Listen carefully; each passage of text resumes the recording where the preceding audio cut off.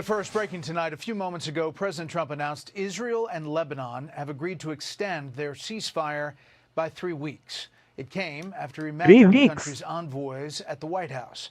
Also tonight, the president is insisting he's under no pressure whatsoever to end the conflict in Iran. He says the pressure is all on Iran.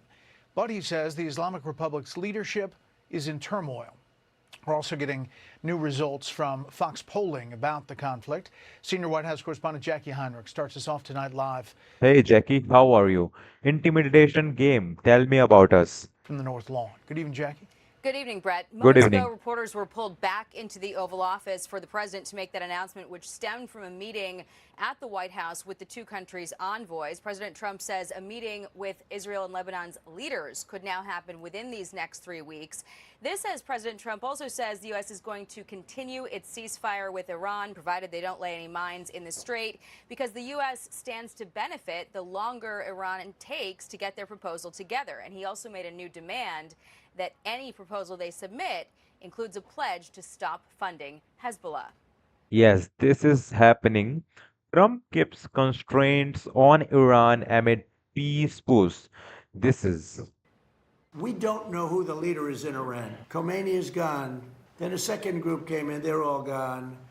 And now you have the third group, and they're a little concerned about being gone too. President Trump says he's in no rush to reach a deal because infighting inside Iran's government is destabilizing what's left of the regime. And in a matter yes, this is what happening. Iran infighting. Trump said, "We don't know who the leader is."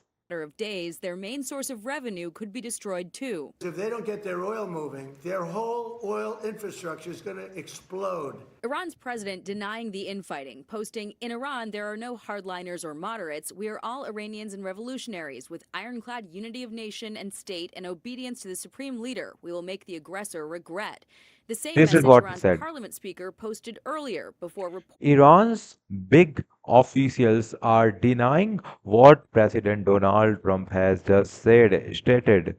reportedly resigning from his role as a negotiator, citing meddling from IRGC hardliners. Yes. President Trump practicing patience. They came to us and they said, "We will agree to open the strait." I said, "Wait a minute, if we open the strait, that means they're going to make $500 million a day." Yes. So I'm the one that kept it closed. But Americans are getting anxious. New Fox polls show 80% of voters say it's extremely important to avoid a prolonged conflict and reopen the Strait of Hormuz, more than the 72% who said it's as important to end Iran's nuclear program. Although support for the operation is growing, up to 45% from 42% last month, a majority, 55%, still oppose. This poll is done by the Fox News and it's under the US citizens. This as 39% of voters say the operation will make the U.S. less safe in the long run, and a quarter say it will make no difference. And voters are nearly split on their opinion of how the U.S. is doing in the war. 49% believe not well at all. 51% say it's going well or somewhat well. The president trying to put in perspective why gas Yes, the poll is somehow up and down like versus the previous month we got prices could remain high for a little longer. You know what they get for that? You know what $5. they get for that? Iran without a nuclear weapon that's going to try and blow up one of our cities or blow up the entire Middle East. Yes.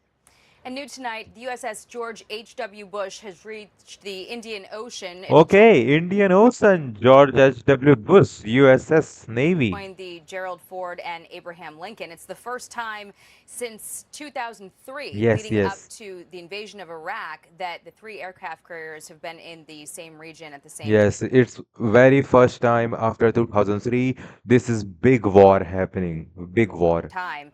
The Bush is going to replace the USS Ford, which has been at sea for more than 300 days, marking the longest deployment of an aircraft carrier since the Vietnam War. Yes. Brett.